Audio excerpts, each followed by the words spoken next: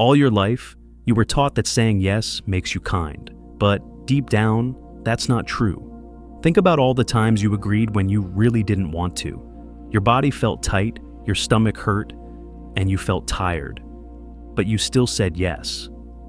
You told yourself this was love, that this was being good. But what if it wasn't love at all? What if, like Carl Jung said, every false yes wasn't kindness, but a way of hurting yourself? And even the people you were trying so hard to please, they never admired the sacrifice the way you thought they would. They didn't cherish your endless flexibility. They learned to depend on your silence, your weakness disguised as virtue. You became their reliability, their emotional caretaker, their unspoken servant. But the respect you longed for never arrived. And every time you pushed yourself deeper into this performance, you wandered further from who you were meant to be. Jung called this the persona, a mask built for survival, a role played so convincingly that even you began to believe it was your true face. Yet behind that mask, the authentic self cried out, starved and exiled. You were not born to be agreeable at the expense of your essence. That compulsion began in childhood, when authenticity was punished or ignored, when anger was labeled bad, when needs were called selfish, when disappointment brought distance. The child within you learned quickly. To survive meant to adapt. To stay close to love meant wearing a mask. And so, the persona was born, not as a flaw, not as a weakness, but as a survival strategy. But what keeps a child alive can quietly kill the adult. You became the hollow helper, smiling, nodding, offering, fixing, while no one really knew you. You were valued not for your essence, but for your usefulness. The tragedy is that people-pleasing promises intimacy, yet it delivers only transaction. They don't love you. They love what you give. They don't see you. They see what you can manage for them. And every time you perform, you confirm the hidden belief that your real self is unworthy of love. Jung saw that this cycle behaves like an addiction. Approval works like a drug. A request comes, and your nervous system flares with the old warning. If I say no, I'll be abandoned. You comply. Relief washes over you for a moment, the temporary high of being accepted. But the crash follows. Resentment, exhaustion, invisibility. Instead of questioning the pattern, you blame yourself. Maybe you're too sensitive. Maybe you should be more grateful. And so, you chase the next fix, feeding the cycle of approval addiction while starving your soul. The unconscious whispers, love must be earned, love must be deserved, love must be bought with service and silence. And so, you keep offering pieces of yourself, hoping one day it will be enough. But it never is. Jung's words ring with painful clarity. Until you make the unconscious conscious, it will direct your life, and you will call it fate. But what if the fate you accepted was never real fate at all? What if every collapse, every resentment, every hollow relationship was the voice of your shadow? The parts of yourself you abandoned, now rising up in rebellion, that quiet anger that leaks out in sarcasm, that exhaustion that keeps you in bed, that sudden eruption of rage that surprises even you. These aren't flaws, they're signals. They are the authentic self pounding at the walls of the persona's prison. You can feel it, can't you? The drain of maintaining the false self. The effort it takes to monitor every reaction, manage every emotion, anticipate every need. You wake up already tired because carrying the weight of everyone else's expectations is heavier than stone, and your body, wiser than your mind, begins to break under the strain. Headaches, stomach pains, inexplicable fatigue, all the ways the body screams what the soul has been whispering. This is not who you are. And then comes the most frightening truth. The longer you live in the mask, the less you know your true face. Your preferences blur, your desires dissolve, your very identity erodes. You become a shapeshifter who has forgotten their original form. You are everything for everyone and nothing for yourself. And yet, the shadow waits. Patient, insistent, demanding expression. Jung knew that what you repress does not disappear. It gathers power in the dark until it bursts forth, not to destroy you, but to reclaim you. The task before you is not to polish the mask, but to remove it. Jung called this individuation, the terrifying, liberating process of becoming who you truly are. It feels like death because in a way, it is. The death of the false self, the collapse of the performance. You've spent your life believing that selfishness means having needs, that cruelty means saying no, that rejection means being real.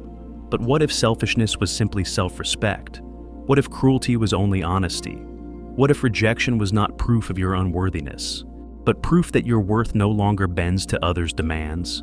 To begin, you must listen again to the first voice, the body's truth before the mind leaps into compliance. That tightening in your chest when asked for too much. That fatigue when you agree against your will. That small spark of anger you smother. Those are not enemies, they are guides. They are the compass pointing back to your authentic self. Then comes the harder lesson. To sit with disapproval. To allow someone else's disappointment without rushing to erase it. This is agony for the people pleaser, whose very identity has been built on harmony at any cost. But Jung warned that harmony bought with self-abandonment is not peace, but slavery. Let them be disappointed. Let them feel what they feel.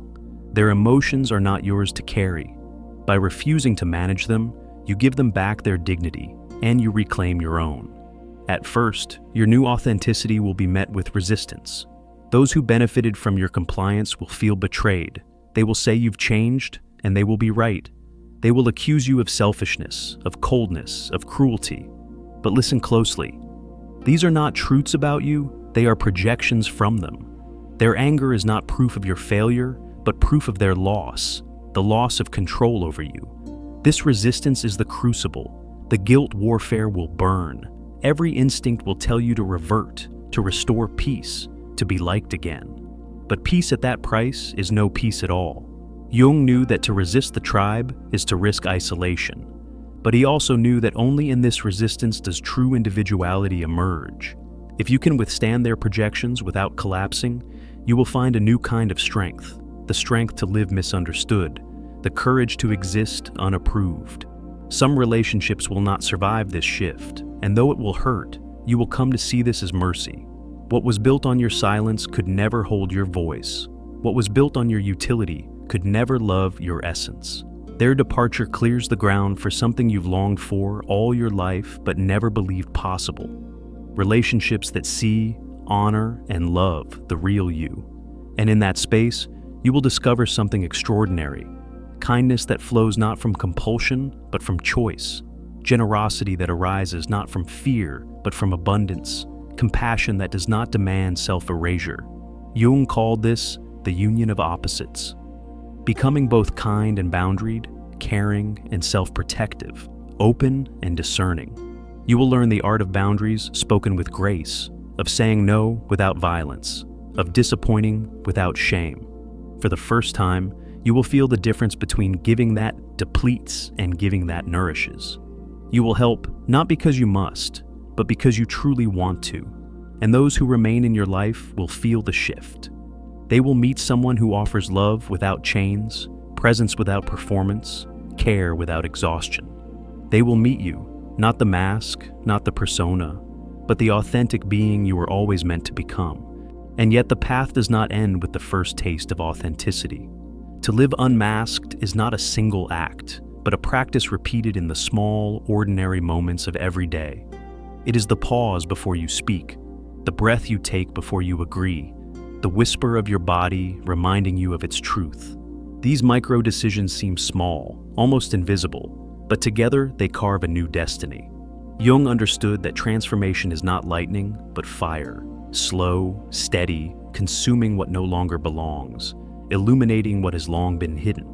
You begin to notice how often your old instincts reach for the mask, the automatic yes rising on your lips, the urge to soften your boundary with an apology, the compulsion to explain your refusal as if your very existence required justification. And in those moments, you practice stillness. You choose differently. You hold the boundary without apology. You let silence speak for you. You allow others to feel the weight of their own emotions without rushing to rescue them. Each time you resist the reflex to betray yourself, you strengthen the fragile root of authenticity until it grows into something unshakable. At first, this strength feels lonely. The people who once surrounded you drift away. The familiar roles vanish, leaving empty space. Jung called this transition loneliness, not the loneliness of being unseen, but the waiting space between false intimacy and true connection.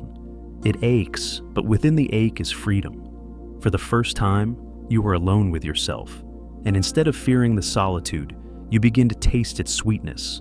The silence that once haunted you becomes a companion. The mirror that once accused you now becomes a friend. You realize that you can belong to yourself before you ever belong to another. And then, slowly, the new begins to arrive. Relationships that feel light instead of heavy. Conversations where your no is met not with outrage, but with respect. Bonds that grow not from your usefulness, but from your essence. These connections don't demand your performance. They invite your presence. They don't drain you. They nourish you. This is the attraction shift Jung foresaw. When your energy changes, what you draw into your life changes as well. You are no longer a magnet for takers and manipulators. You become a beacon for those who, like you, have chosen authenticity over illusion. But even as these new bonds form, the true relationship, the one Jung believed was most sacred, is the relationship with the self. To sit with your anger and not call it evil. To hold your needs and not call them selfish. To cradle your wounds without shame.